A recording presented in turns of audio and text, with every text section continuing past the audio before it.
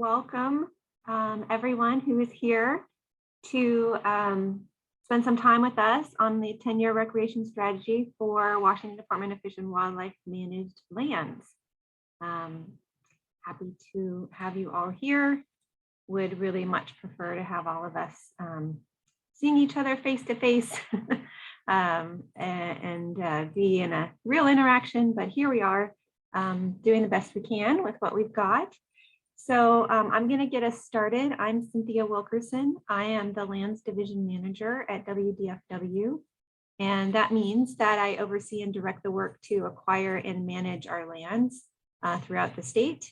And I'm joined by Joel Sisolak, who is our Recreation and Wildlife Area Plan Lead Section Manager for the state. I was just going to, I think we can maybe go to the next slide. And I was going to just do a brief introduction of myself and then talk through what we're gonna, well, I'll do the agenda, the brief introduction, and I'll kick us off. And Joel, do you want to introduce yourself when you start speaking? I think that would be good. Great. So today we're going to be talking about the draft strategy, which is 10-year term. So Joel will be taking us through that overview, and we'll include some discussion of near-term actions, time for just addressing some initial frequently asked questions that we hear and are continuing to hear as we are in the public comment period right now. Then there'll be time for questions. So there's a Q&A feature in the Zoom, and you can type in your questions there and we'll be sure to answer them. And then we'll talk about next steps. So again, real quick, just to introduce myself. Again, Cynthia Wilkerson. I have family connections within Washington State that go back for nearly 40 years. I'm passionate about the connection between people and place. So it's such an honor to be in this role for on behalf of people and fish and wildlife in the state. I'm trained as a landscape ecologist, and I have experience in place-based collaborative landscape efforts. So again, bringing together the power of people and place, and particularly interested in the power of nature to craft personal and collective identity, which is a huge part of Washington State. And beyond that, I'm a mom of 2 boys, so I display those values in how we spend time together outside as a family.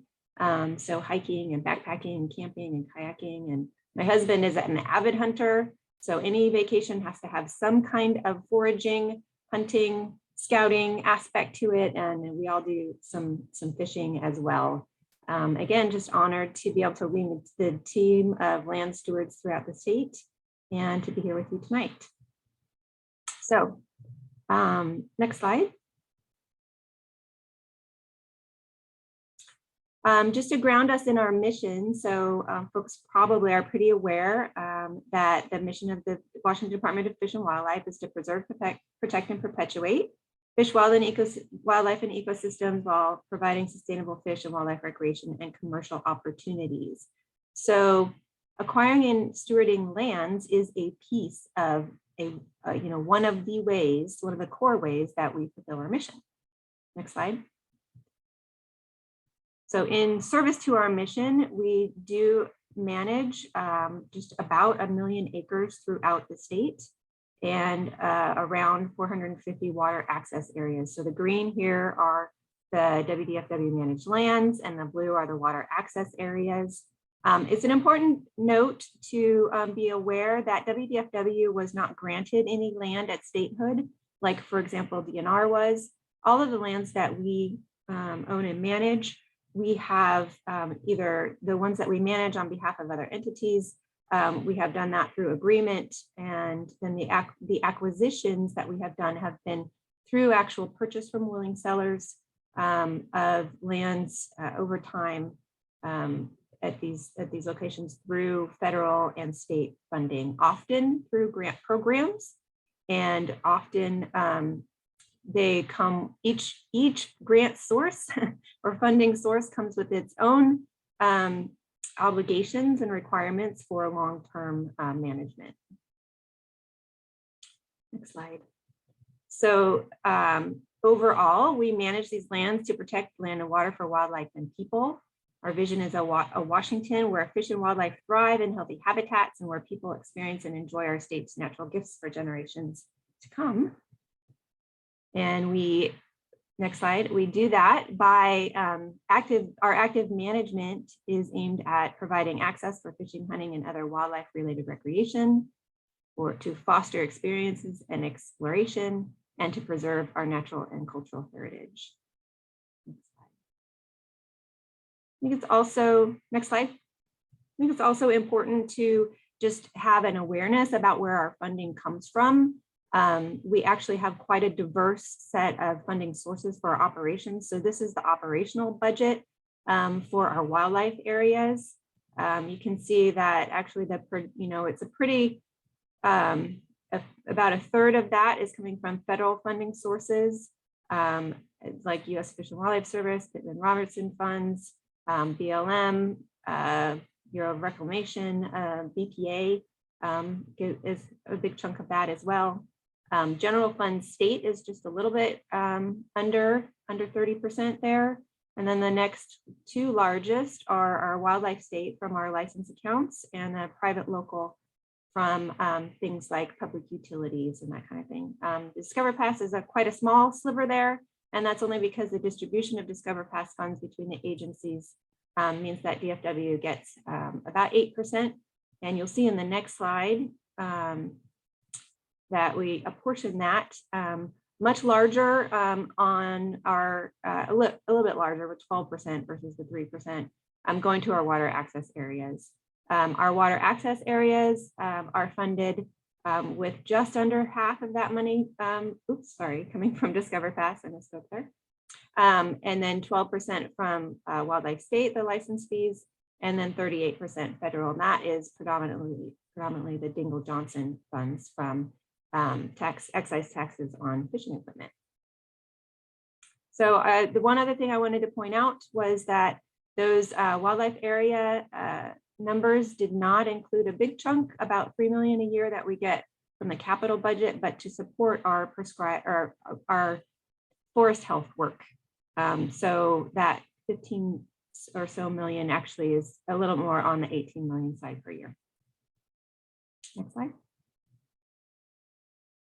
Now I'm going to hand it over to Joel to introduce himself and talk about the work we're doing to understand and plan for recreation on WDFW-managed lands that's captured in the strategy.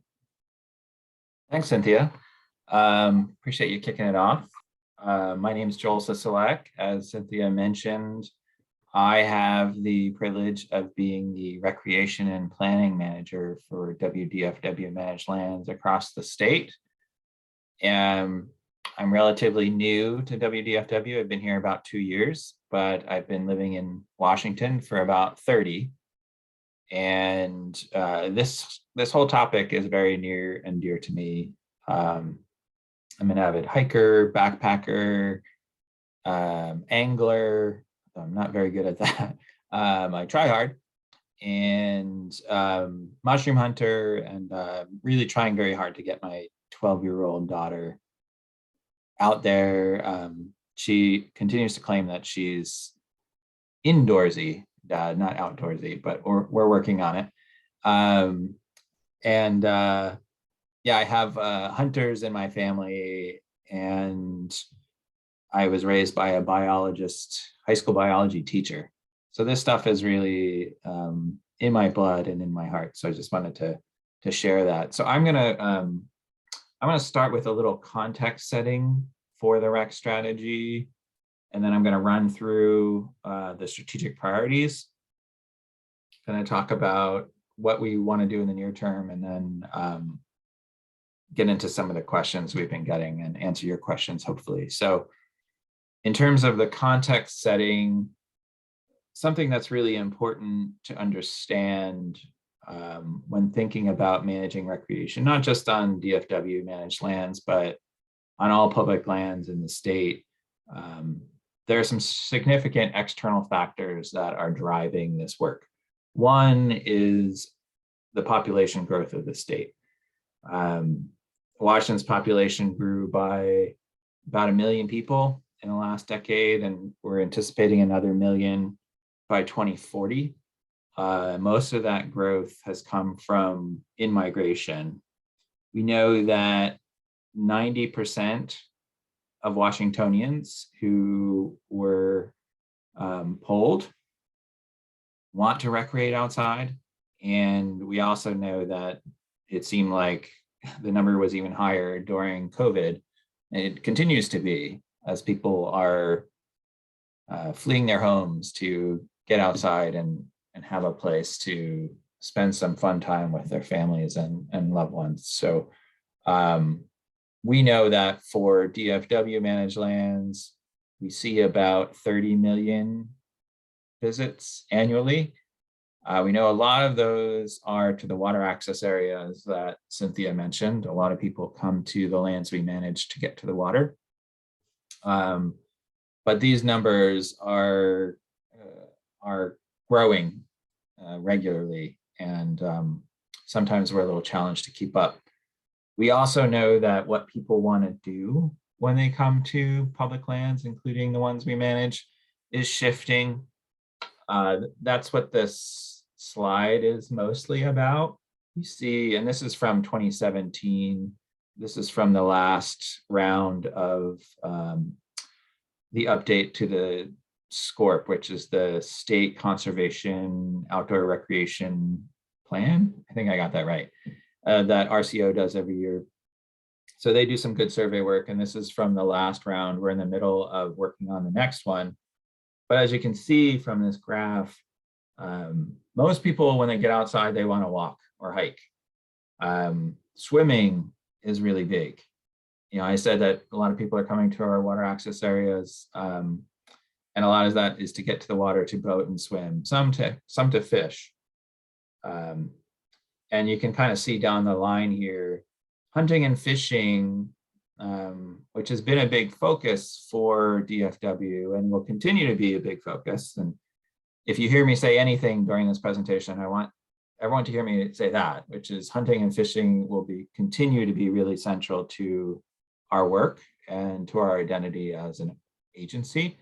But we do know that more and more people are coming to public lands, including ours, to do things besides hunting and fishing. We also know that how people recreate in terms of the frequency is changing.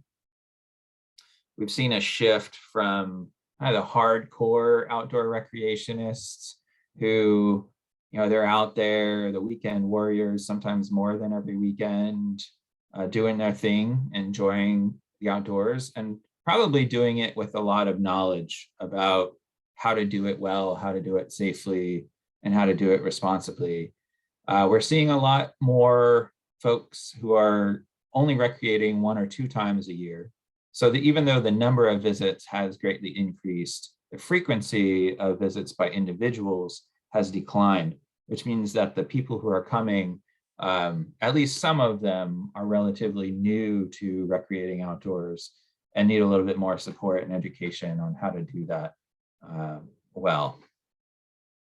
I already mentioned kind of the shift during COVID, and you know, just the amount of use has been pretty incredible, especially kind of in the first year.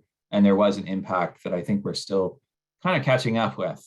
But in general, I would say it's just a really good thing that people have had the outdoors to escape into during this time. It's been a really important contributor to mental health, physical health during what I think has been a really challenging time for all of us. Lastly, what I want to mention is climate change. Climate change obviously affects a lot of things. The general health of the outdoors, the general health of habitat and species, which are central to the outdoor recreation experience, especially on DFW managed lands, where that's such a focus. And a lot of people come to the lands we manage to visit intact systems. Climate change has an impact too in increasing the occurrence of fires and smoke. have been a major impact on outdoor recreation. Even this summer, we had to do closures to fight wildfires, and the long-term impacts of those on habitat also and protected species can be pretty devastating. And then I'll also say that some of the seasonal shifts we've seen, with the decline in snow, that obviously affects snow-based activities, particularly those in kind of the lower alpine zones, and then flooding. Hopefully no one on this call was badly impacted by the flooding we had even in December in parts of the state. And that affects, of course, people's not only recreation, but people's livelihood and homes. So those changes are real, and our work to plan and manage recreation has to respond to all of these shifts. The other thing that Fish and Wildlife, Department of Fish and Wildlife is really concerned about, of course, is fish and wildlife. So the impacts of outdoor recreation on habitat and wildlife specifically, most of this strategy is focused kind of on the terrestrial zones. We know that outdoor recreation does have impacts. There are direct impacts in terms of wildlife disturbance, impacts on specific populations, and then there are the modifications to habitat that come with some forms of recreation. And while what we generally call consumptive recreation activities like hunting and fishing, they have a long tradition of regulation that limits the number of permitted catch. It also limits seasons. The non-consumptive activities, which this plan focuses a lot more on, things like trail use and other uses mostly focused on trails, is mostly unregulated. So the amounts of control on those things are much more limited. So that's part of why we're working on this particular plan. At the end of the day, we want to accomplish two things with this recreation strategy. And it's a 10-year strategy that we expect to start implementation in the early spring. So then it'll be 10 years out from that. We'll know we're successful if we accomplish two things. One, we want to increase protection for natural, cultural, and tribal resources. So from where we are now, recreation will have less impact, and outdoor resources will have more protection than they do currently. Second, recreation will be better. And what I mean by that is the systems that support it will be better. The facilities that people want to use will be better maintained, better upkept, and will be better at managing things like conflict, et cetera, between uses. So if we can accomplish those two things, it'll be, I think, a big win for DFW managed lands. The last one is really kind of a means to the ends of the first two. One of the big goals of this whole process is to strengthen relationships. And DFW we have a lot of relationships, different levels, and we will need all of them to be successful in managing recreation on our lands. Probably starting most notably with tribes, and I'll talk more about that in a bit, but we've been working with tribes on formulating this plan for like more than the last year. And working with them is both super important, and it's been a real honor and privilege for me. So we'll talk more about that. But then also relationships with the recreationists themselves, relationships with other land managers in the state family like DNR and parks, and then other federal partners and county partners, Forest Service, et cetera. So strengthening those relationships is going to be key to our success, because if there's one thing that we're really clear on, we can't do this on our own. We just don't have the capacity, and it's a lot of land to manage. So we have 6 strategic initiatives that this plan is really built around. Use and impact monitoring, regional and local planning, statewide and local rulemaking, travel management, education engagement, capacity, and funding. And I'm going to go through each of these. So starting with use and impact monitoring. Data development and management are really foundation for what we want to do. It undergirds all of our work. We can't make good science-based decisions without better data. And we want to improve our data collection and management in a couple of ways. We need to know how many people are coming to the lands we manage and where they're going. We need to know what they are doing when they arrive and what they might want to do more of in the future. And then we also need to know what are the impacts of what they're doing on habitat and species, cultural and tribal resources. So all of those data systems really need to be strengthened. We have, and I was in a conversation about this earlier today, we have a lot of anecdotal evidence about the impacts of recreation in particular ways and areas. What we need is a more consistent way of tracking it across the state. And we are hoping, and it's our intention to work with parks and DNR and others and tribes to develop a system that can be applied across state lands so that we're measuring the same things in the same ways and making good decisions based on what we find and adapting our management as things improve. In terms of the visitation tracking, this work is already underway. I gave a number earlier that we see about 32 million visitors a year. That's new data that we've gotten in a partnership we were already doing with our state partners. So we're going to be getting better at tracking those numbers going forward. Planning. I'm a planner, so of course this is my favorite slide.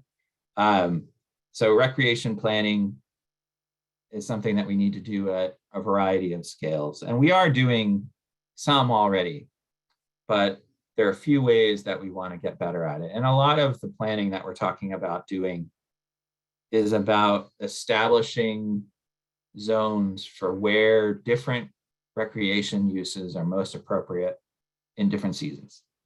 You know, in some seasons, like in winter, some recreation might be appropriate. That's not appropriate in the summer, et cetera.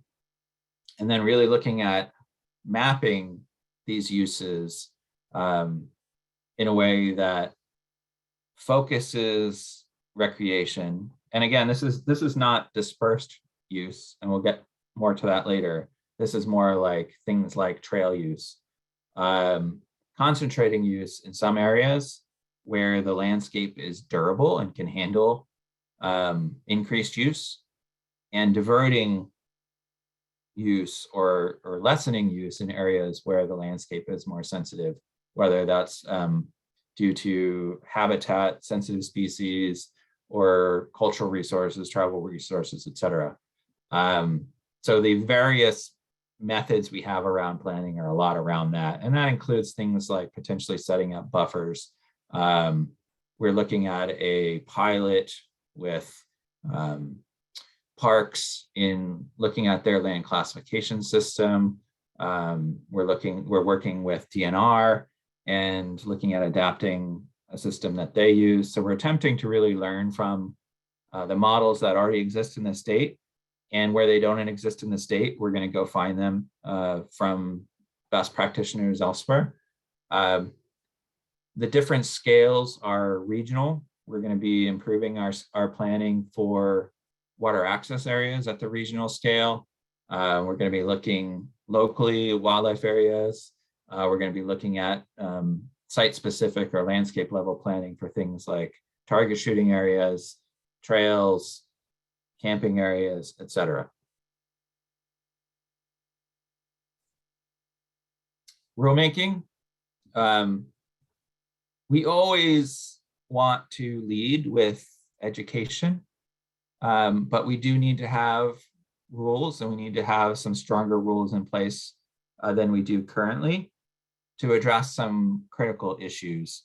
And we went through a process where we talked to all of our enforcement captains across the state, and we talked to all of our land managers across the state and said, what are the big issues that currently are not addressed that you feel like we need to address statewide? And some of the topics that floated to the surface, like number one is an issue around travel management.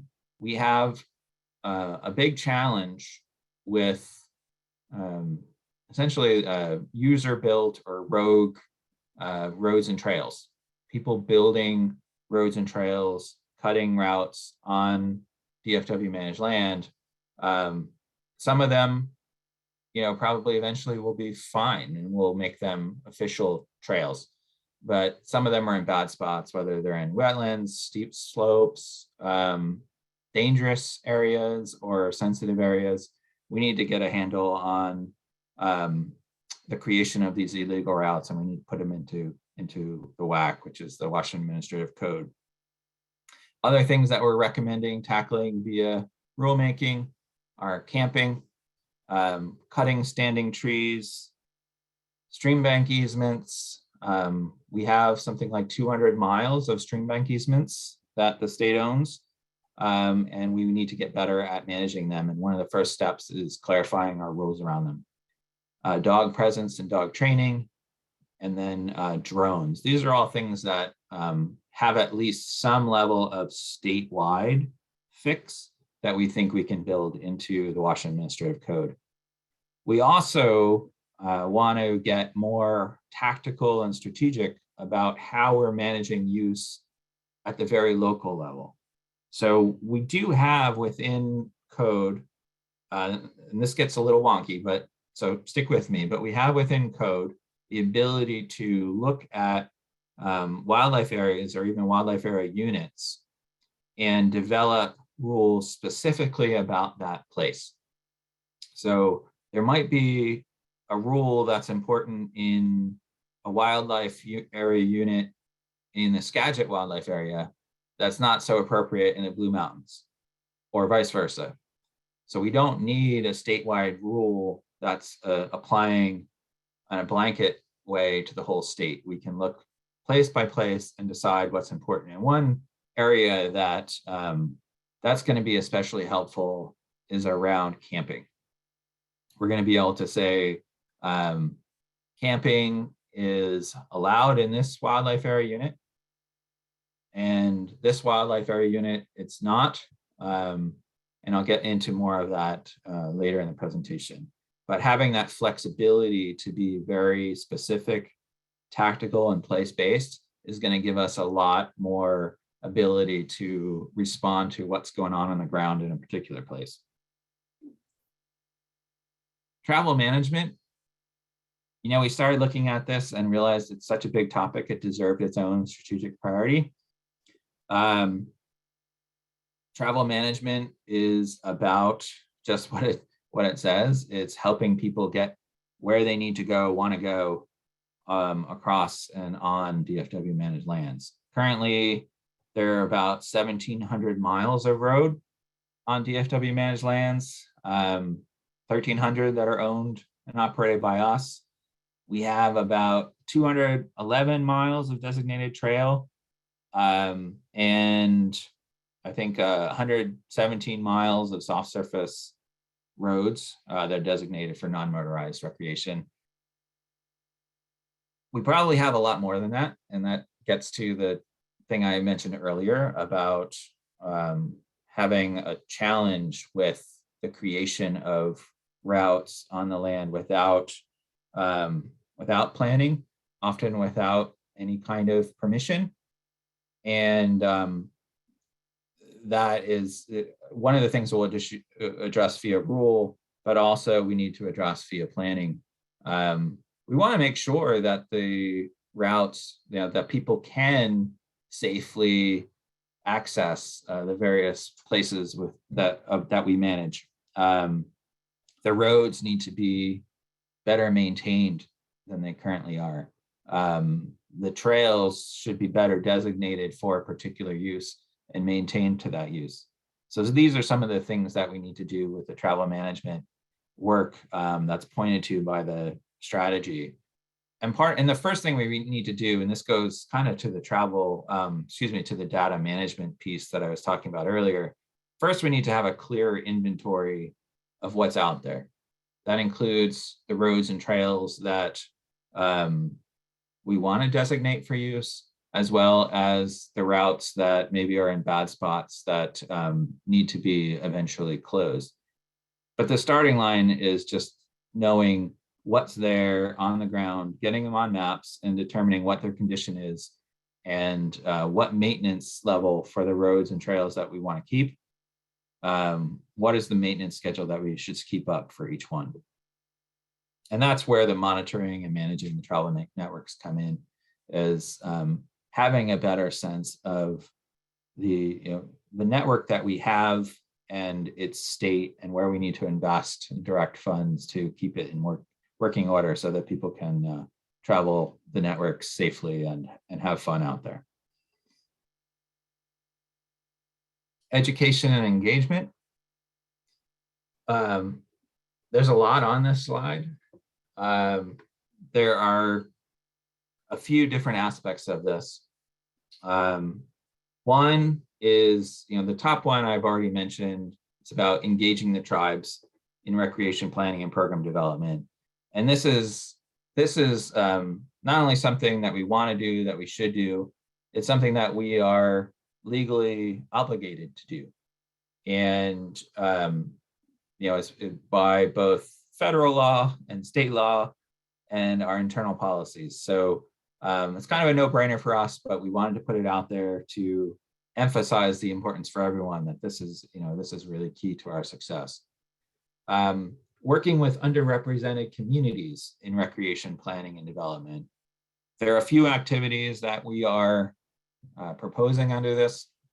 One is a series of listening sessions where we talk to communities of color and underrepresented groups to find out what types of activities they would like to be able to do more of on public land and what barriers might exist that prevent their enjoyment of DFW managed lands. We want to implement R3 strategies. R3 stands for recruit, retain, and reactivate hunters and anglers. One of the silver linings of the big dark cloud that's been the COVID pandemic is that more people have gotten out there, and we did see a jump in the number of people who were buying hunting and fishing licenses. So we have an opportunity at this moment, I think, to hopefully capture some of that enthusiasm and keep that going. So there's an aspect of the R3 plan that the agency is working on for the whole state that we think needs to be applied, especially on the lands that DFW manages. A statewide interpretation program.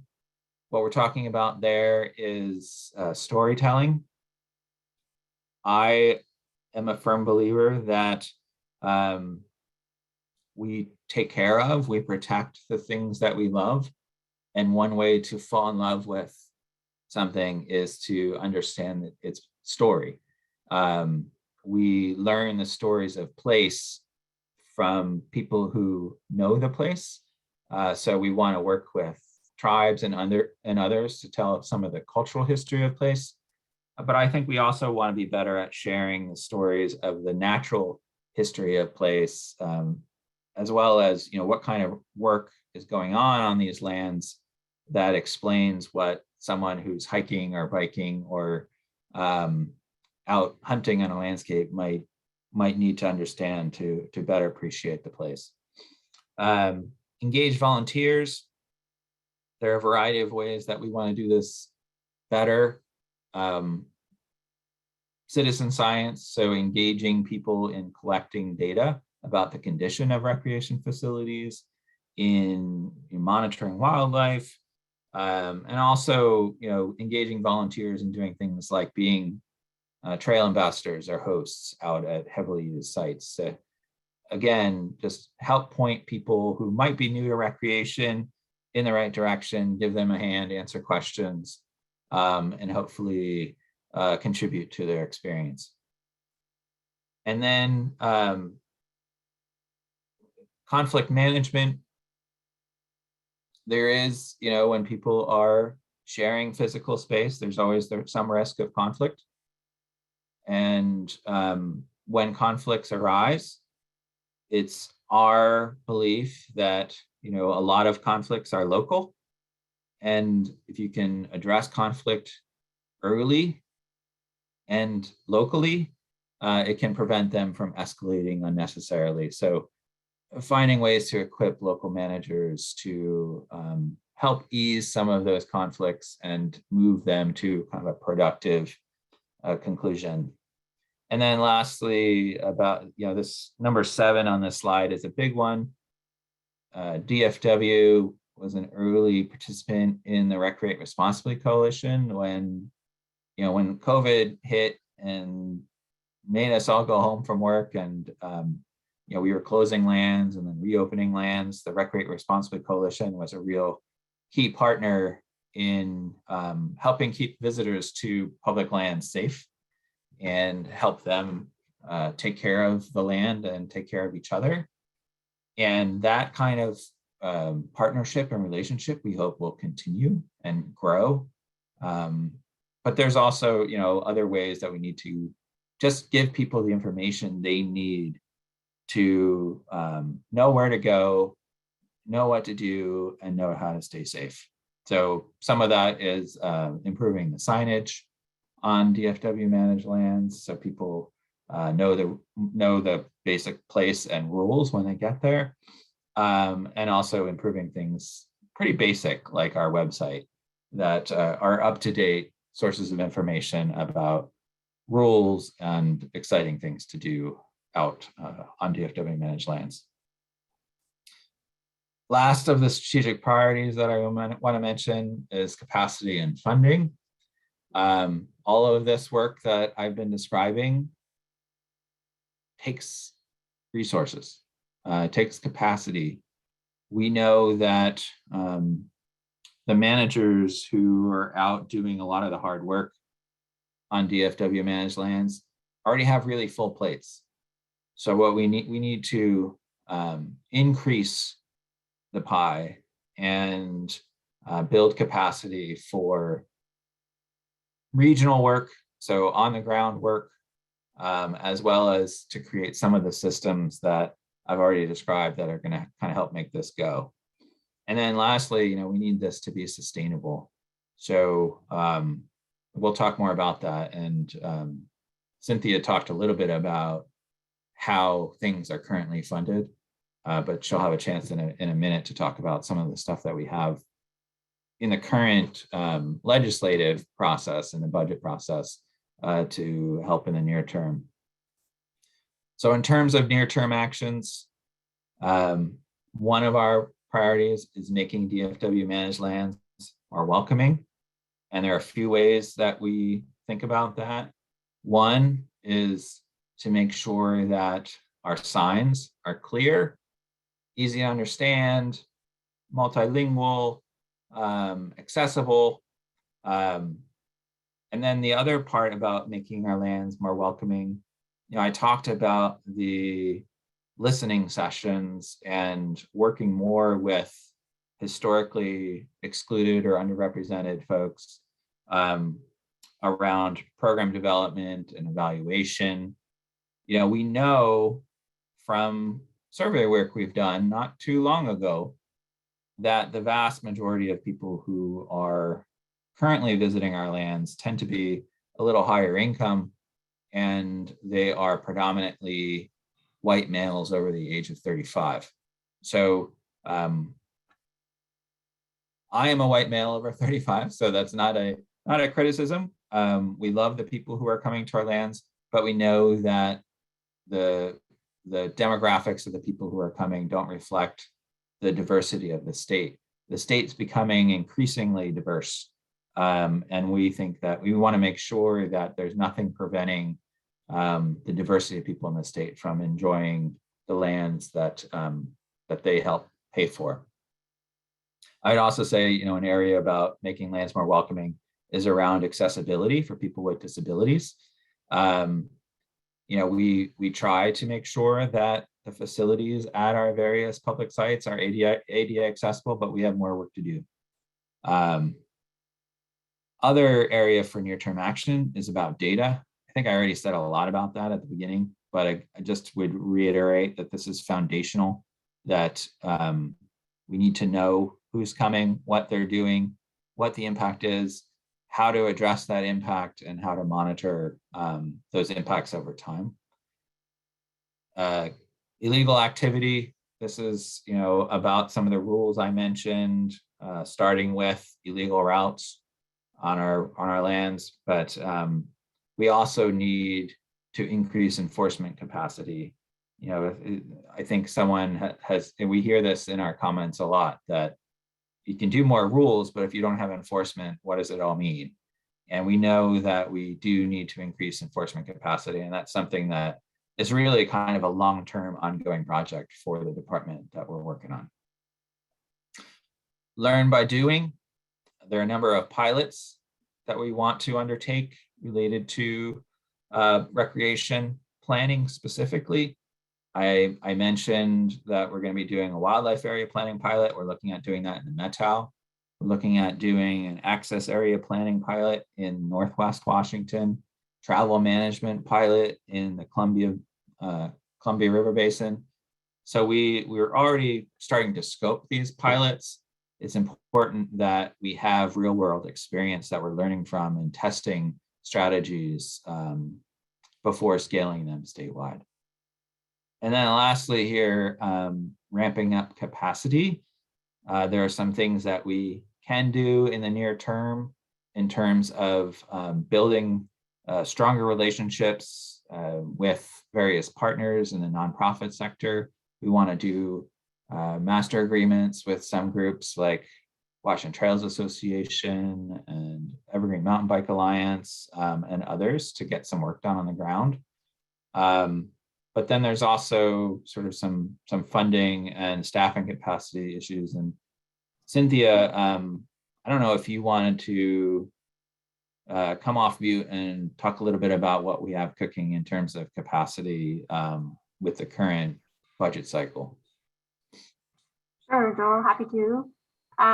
So we have sort of an estimate of how much it costs to manage our lands. We compare that with our budgets. Very, very far from the capacity that we need. One example is that we manage our water access areas with exactly the same amount of budget as we did 3 years ago. And even at that point, our internal analysis said that we're only managing at 35% capacity. So you may remember when I talked about budget at the beginning, there's kind of a big chunk, it's been growing about the general fund, just a recognition that the work on WDFW-managed lands services all Washingtonians. And so right now in the state legislature, in particular, because it's a supplemental year and we're looking at emergent management and operational needs, we have a budget request that totals about $4 million for various things to help our ability to meet the increasing recreation demands on WDFW managed lands. And that includes several additional water access area staff to help keep those areas clean and sanitary and providing a good experience to the public. Some very specific needs having to do with the Green Dot Road system for ORVs in Chelan, Yakima, and Kittitas counties. Some effort to support the fishing needs and associated camping needs on the Wootton wildlife area, which is in Columbia and Garfield counties, and then some target shooting support on the Weenass wildlife area in Yakima County. And then we have some centralized staffing support. So several of the things that Joel kind of outlined in our strategy, we're already kind of putting in building blocks. So making sure we have, recreation planner to address things like travel management planning, making sure we have the capacity to work on the rules component of the work that you heard about. Having some recreation coordinators to work with the public and our managers, one on the east side and one on the west side of the state, to kind of help direct the use of our lands in alignment with our management. And then a staff to work on some internal collection of data, and also some monitoring capacity to monitor specifically the impacts of recreation management that will help direct adaptive management. And as you'll note, I did not say anything in those packages with regards to enforcement. Joel mentioned the critical importance of enforcement being integrated into this body of work. We are sort of at capacity with the enforcement, the rate at which we can hire officers. So we will continue to build in the needs in future years to include enhancing the enforcement capacity as well. Yeah, so that's what we've got going on that. And we're excited to see, our request was covered in the governor's budget. And we're excited to see what comes out from the legislature. Thanks, Cynthia.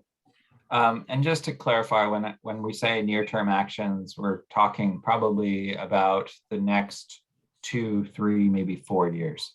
So just wanted to give that clarification.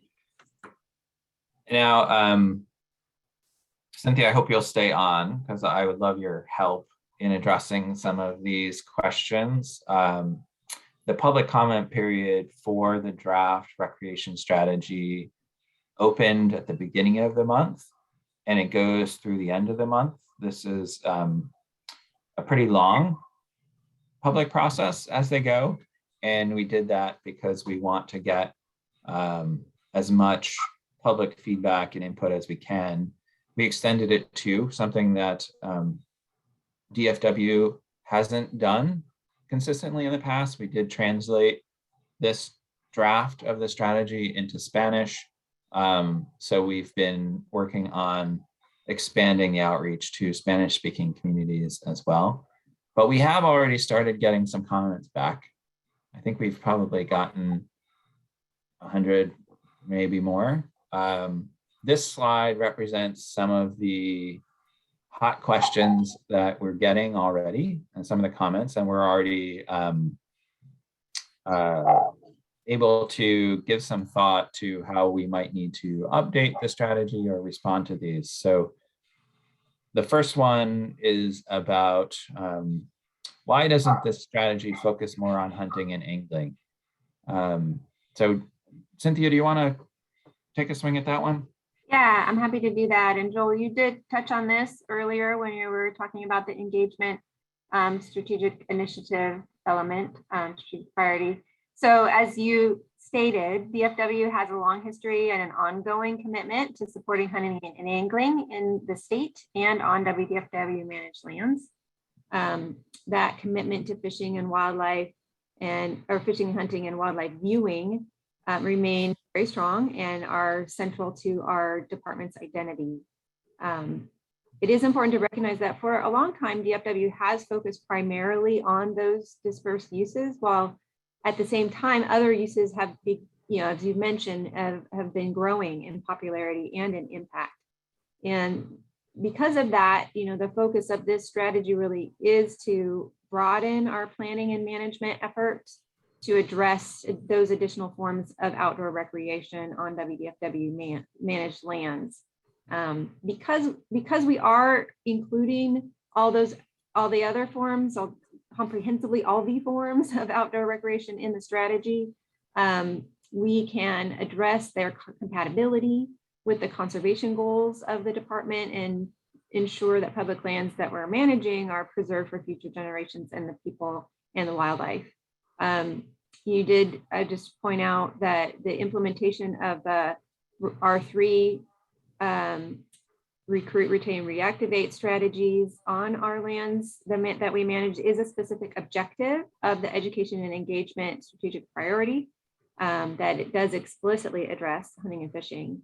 And beyond that, We just know that better planning and management overall will support all the recreational uses, including hunting and fishing, by helping to keep the habitat and species populations healthy and better managing our ability to reduce conflict between all users. So I hope that helps a little bit with that one. I think I'm going to pose the next couple for you, Joel, if you're ready for that. Okay. So we've got a lot of interest in this issue. How will a policy about roads, trails, camping being closed unless open affect dispersed use and dispersed users? Yeah, thanks. This is one that has gotten a lot of attention and feedback, and we've gotten a lot of comments, especially from the hunting community. So I want to talk about kind of the three areas that we've been discussing in the strategy: roads, trails, and camping. It would be a pretty big shift in our management strategy, especially for roads, to go to a model where roads are closed unless they are designated or posted open. And the reason for this shift is, this shift is really important for managing the impacts of roads and trails, especially in sensitive areas. We're talking about wetlands, sensitive habitat, steep slopes, etc. And then it really gives us the ability to address the challenge that I've talked about a lot already, I think, which is the creation of user-built, unsanctioned or rogue roads and trails that have been user-built or have developed over time. These roads and trails are often they're often not located or constructed with sustainability or long-term maintenance needs in mind.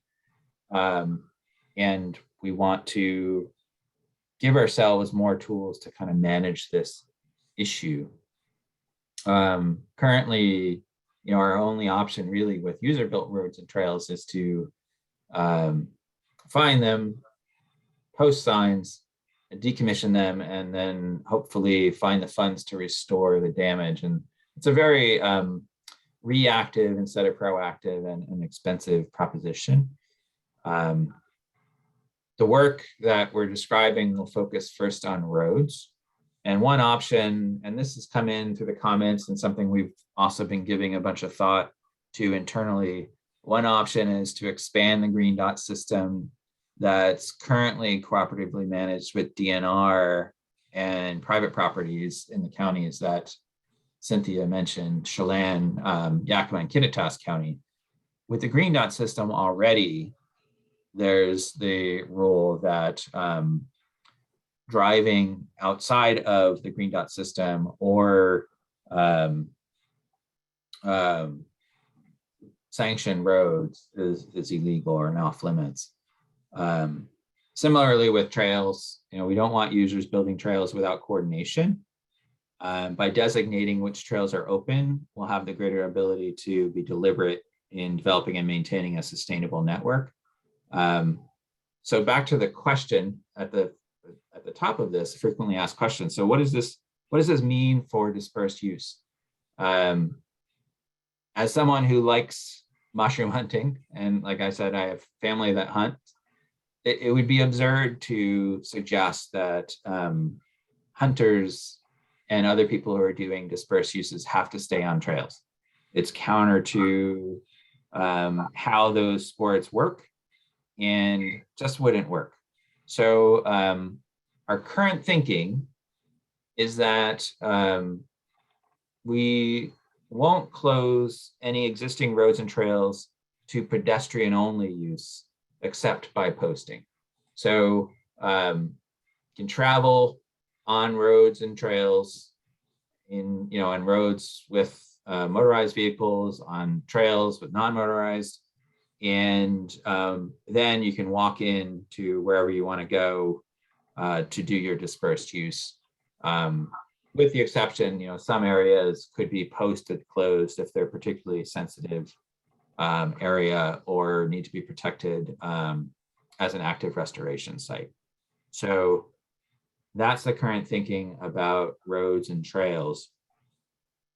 For camping, the current thinking is the designation of an area's availability for camping would be done by area-specific rule or posted notice.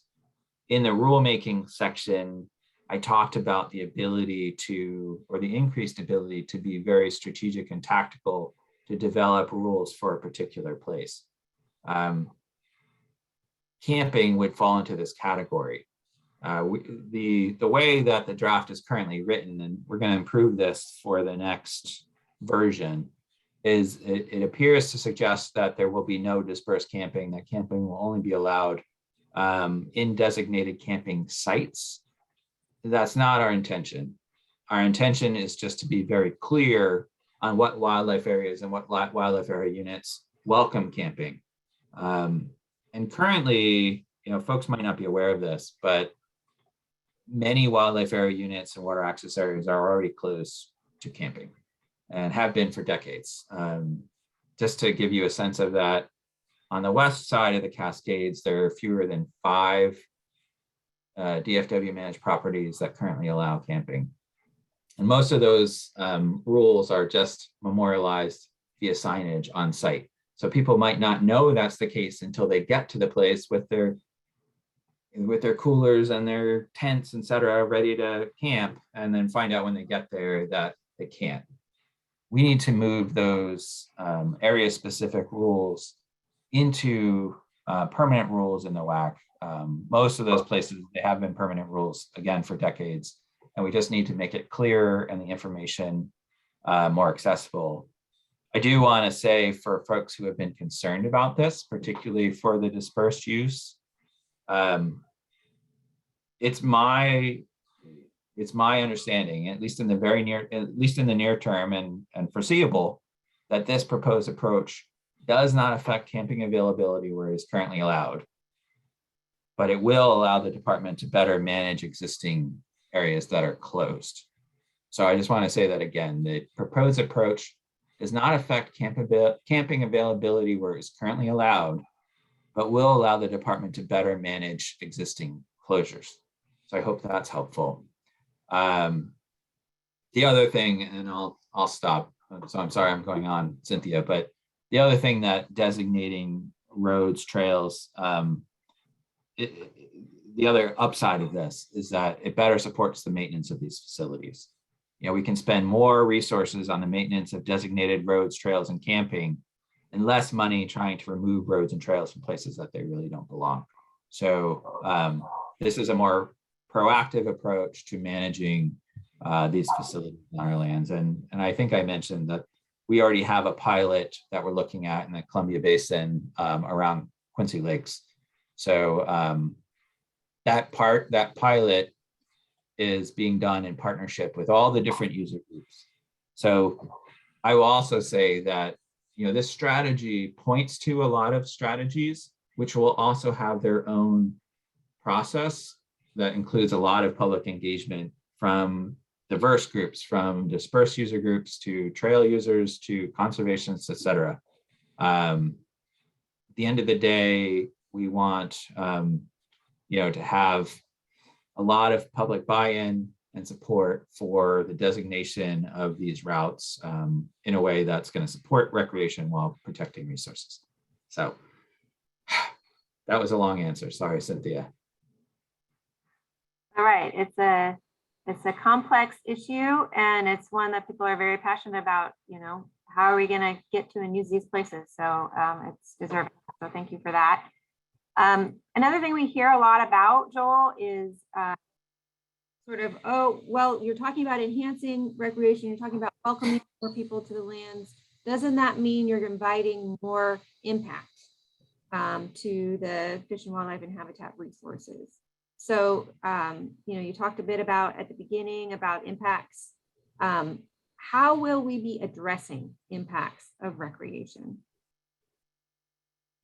Yeah, thank you. I think first, we need to be clear on what impacts are of the greatest concern. And we're talking about impacts in a few areas. We're talking about impacts on natural, cultural, and travel resources, as well as impacts on facilities, whether that's roads, trails, restrooms, and then impacts on other users in terms of impacting their experience as a recreationist out on the land.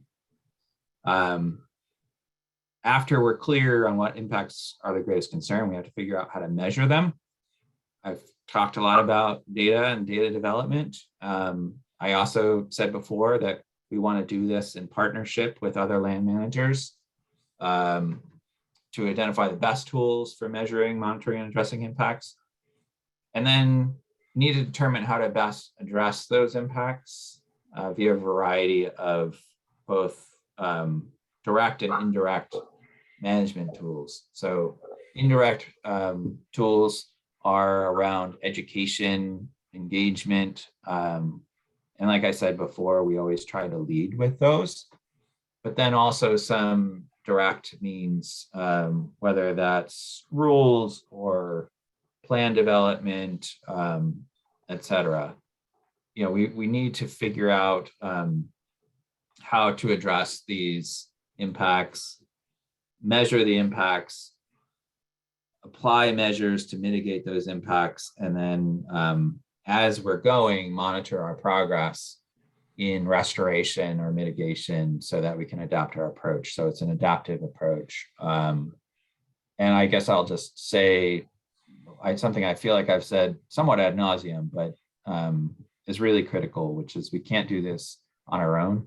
We need to do it in partnership with other managers, as well as with the recreating public, because we believe that if people understand the impacts that recreation can have, that they will help us avoid those and reduce those impacts. Great, thanks, Joel.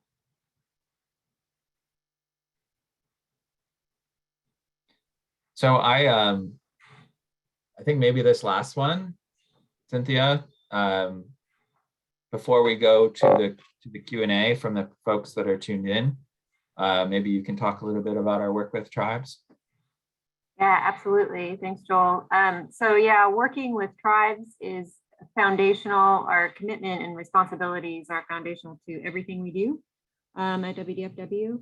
There are 29 federally recognized tribes based in the state of Washington, and several of those have off-reservation treaty rights as well. And those are sovereign nations. WDFW's work with the tribes really begins with the acknowledgement that outdoor recreation and conservation in Washington occur on the homelands of Native peoples who have lived in this region from time immemorial. So that's kind of baseline. We also, in addition to that, we have a legal obligation to coordinate and consult with tribes under federal and state law. So that anything, including a recreation that impacts tribal resources, must be done with coordination and or consultation. We did, as Joel mentioned earlier, we sought input from the tribes on this strategy early in the process and spent over a year in a series of meetings beginning in October 2020 with tribes, as well as at their tribal request. We invited our fellow land managers from state parks, DNR, and U.S. Forest Service to have conversations about the concerns that tribes have with regards to impacts of recreation, to education related to how to recreate responsibly, and the impacts to the resources, and the issues of enforcement are some of the big things that they brought up and that we had discussions about and addressed. And we're also, we feel really like we hope that work with the tribes it helped craft where we are right now with the draft. We also did offer formal government to government consultation to all 29 federally recognized tribes. And again, so we see the current draft as greatly improved from the generous input of these tribal partners. And we also look forward to continued consultation and coordination with regards to the implementation of the strategy. So, as Joel's already mentioning, this lays out the framework. There's much work to be done to implement it, and that work to develop and implement the policies and the tools and the processes will all be implemented over the next 10 years and beyond, and we'll be engaging tribes all along the way. And, to that note, we also want to emphasize that in addition to working with the tribes, there's a lot of opportunity for other members of the public and various stakeholders to be involved along the way as well. So we really do hope that you continue to be on this journey with us to increase the protections for our natural, cultural, tribal resources and improve recreation on WDFW managed lands. So hopefully that gives a sense of kind of where we've been and where we're headed with those conversations. So I think those were the key ones that we called out from, the responses, the public comments and questions we've heard already. And now we're ready to move forward to the FAQ question element of the conversation. I know we mentioned before that you can, and I'm actually unclear on if you have access to a Q&A. I think you have access to a Q&A feature in Zoom, and then we will be answering those questions. If not, if you put them in the chat, I know Rachel is monitoring the chat as well. So we have one question at this point for answer. So I will read it for you, Joel. With regards to the travel management area plans, roads and trail use seem to be coupled together when discussing risk of conflict among users. Risk of conflict on roads and risk of conflict on trail can be two very different issues requiring different management strategies. Can you shed some light on how DFW will address the dichotomy within future travel management area plans? Would separating these two topics allow for a more thorough approach to travel management? Thanks for that question. And I'm going to do my best to answer it. I will say that we are still learning how to do this, and the recreation strategy is sort of a starting point in our work. One of the key or two of the key pieces that we're proposing with the rec strategy is the development of two separate policies, road management policy and a trail management policy. So we are thinking of those as distinct from each other. But the person who asked this question picked up on something in the strategy, which is we do want to think of routes as kind of complete multimodal travel networks that are on DFW managed lands. Often people will drive to a place and park and then hike or bike or otherwise.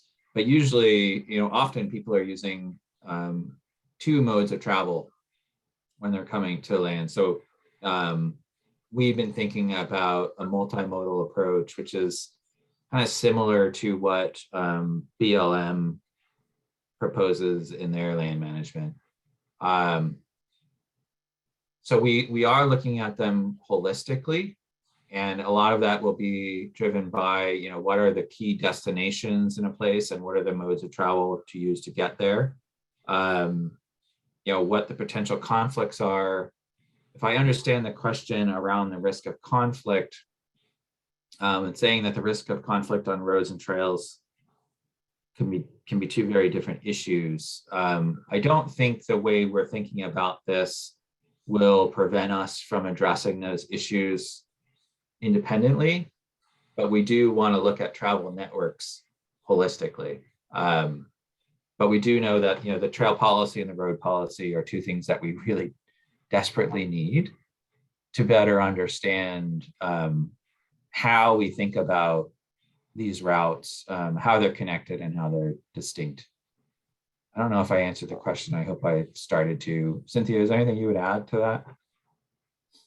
Yeah, that's really helpful, Joel, to think about the relationships and how we need to think about them together, but how we are able to think about them separately as well. I think there's benefit in both, and we need to do both. When I think about travel management, I think about, where are the places people are trying to get? What are they trying to get to? What are they trying to do?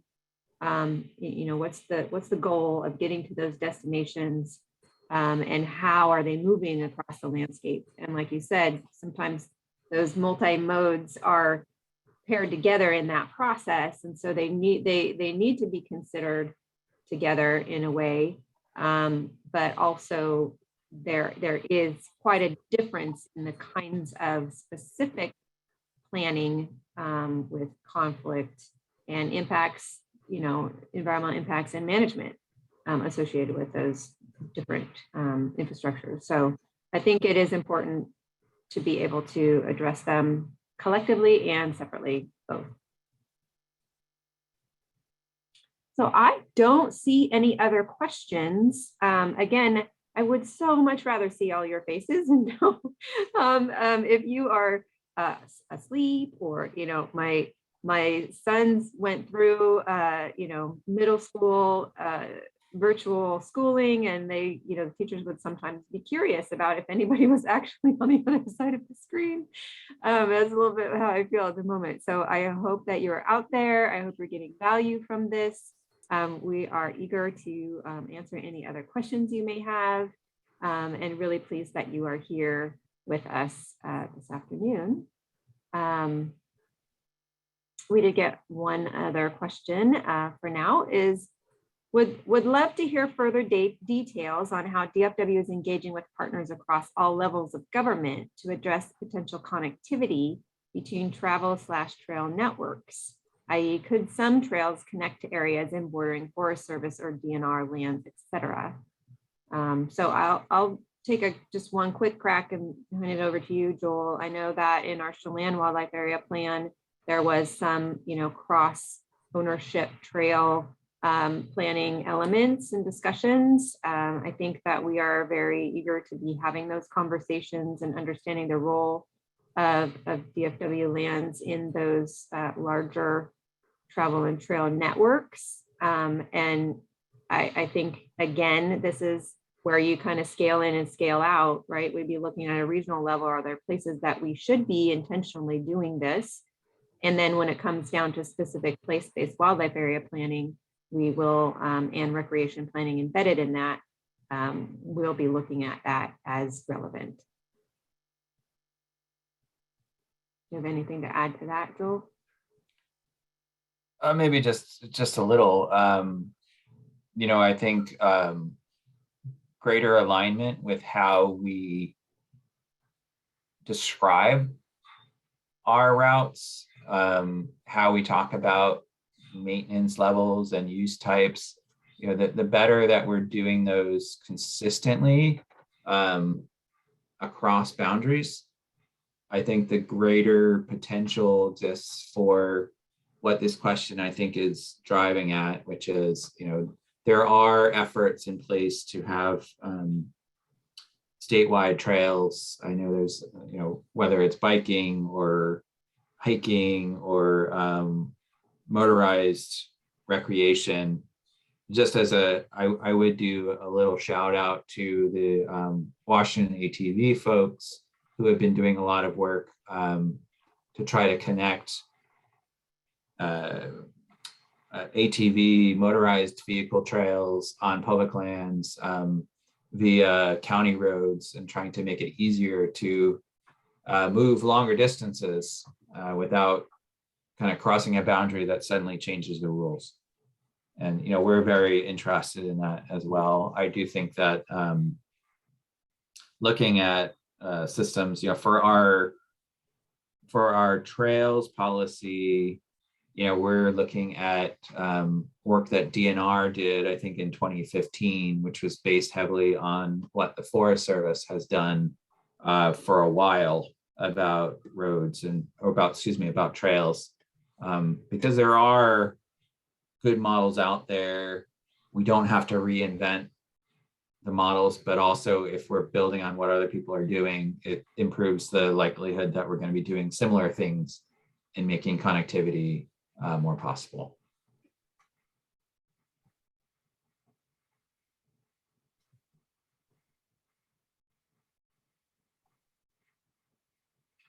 Well, still some time for additional questions.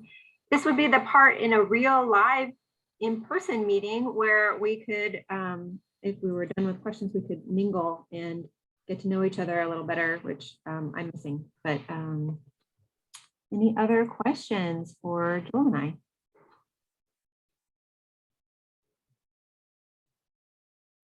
Aha, this is a good question. How about you, Joel?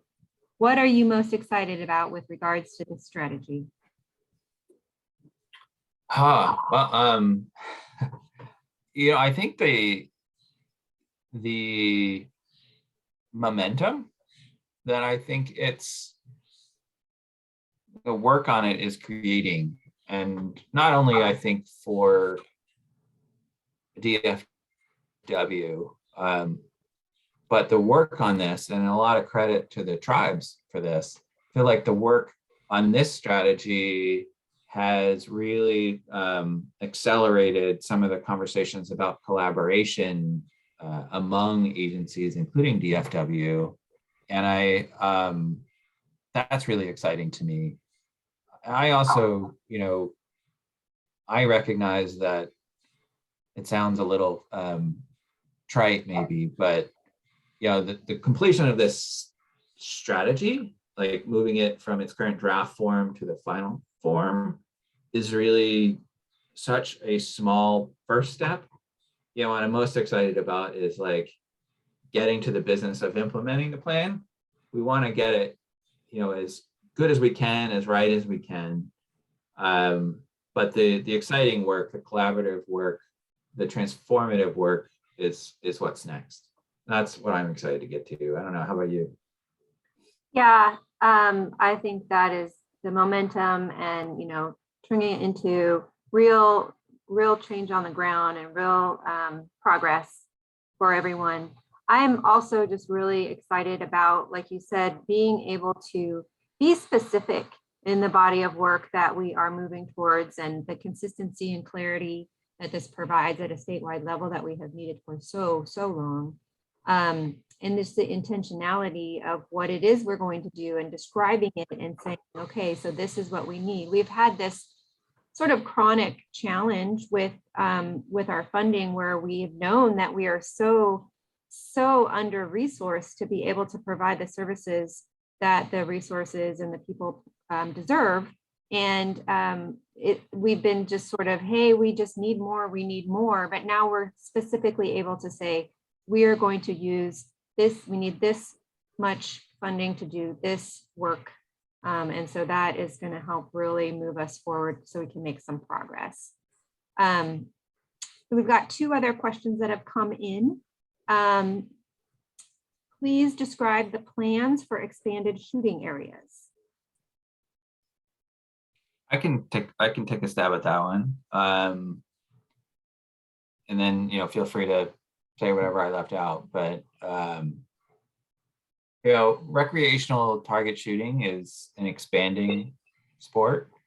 About a year ago, we concluded a pretty long rulemaking process about dispersed recreational target shooting, which it improved hopefully the safety of it by increasing backstops and putting some other rules in place for people who are shooting in dispersed areas.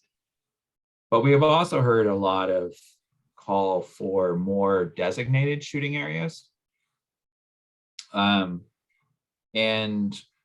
there are some that we're already operating around the state, mostly in Eastern Washington. And some of those have needed improvement. And, one that I think Cynthia mentioned that I think is in the budget. I don't want to jinx it if it's not yet fully in the budget, but is at Spokane Canyon. And a lot of the designated shooting areas. So we will never, we are building these facilities. We will never charge for their use. They would be open and available for people who are visiting. I think we have 3 or 4 that are currently in some phase of development or expansion. But we've also done a bit of a survey across the state where we think that there might be call for further either development or expansion of existing shooting areas. So if the person looks like Mike Hers, if you want to reach out, I can provide you more information of where we're looking at specifically for investment, but I appreciate the question.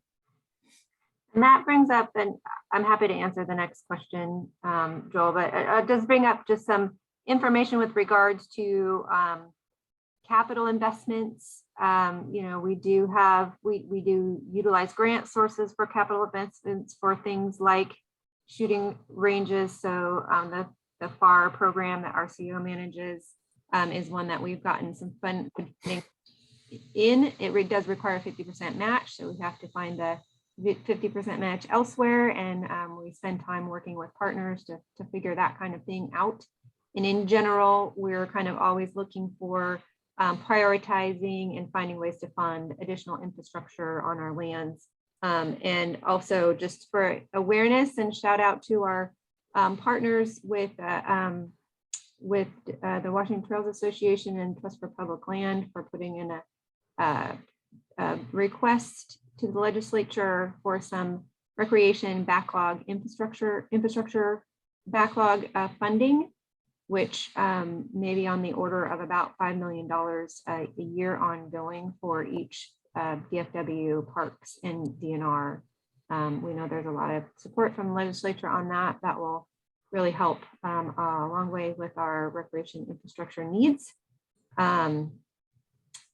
So I'm going to take a crack at this next one, which is, does the current draft already have the support of the Fish and Wildlife Commission, or do you take it to them after public comment is finished? So I'm going to say the answer to that is both. So the Fish and Wildlife Commission is not in a position to need to approve our recreation strategy. That we have brought to them several times the conversation about the work, the direction that we're going, and where we're headed, and the timelines and all of that. And we have heard much excitement and interest and support for what we've been doing. They're pretty excited about where we're headed and having, again, all of the same things that Joel and I are excited about. I think we've heard from the commission. Now, that being said, we have 9 commissioners, and just recently we received 3 new ones. So those 3 new commissioners probably don't have much context at all with regards to the recreation strategy, and we will be working to get them up to speed. And then we will also be taking the final version to the commission sometime in the middle part of the year, I expect, when the draft is finalized.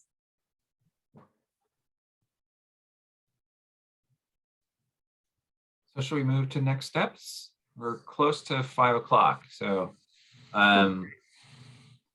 just want to let folks know what's coming. So we are in the public comment period, which includes the SEPA process. And all of that information is on the DFW website. And Rachel, if you wouldn't mind maybe putting into the chat the link to the SEPA website, if people want to see that. There's still a lot of time for public comment between now and the end of the month. And I hope you will share the draft and the opportunity for comment in your networks.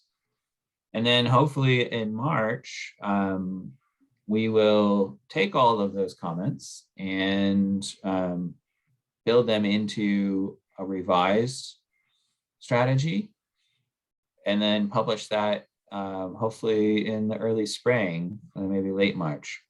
And then, like I said before, that's when the kind of the real fun starts. And also, you know, the beginning of kind of a new set of opportunities for your engagement with this work.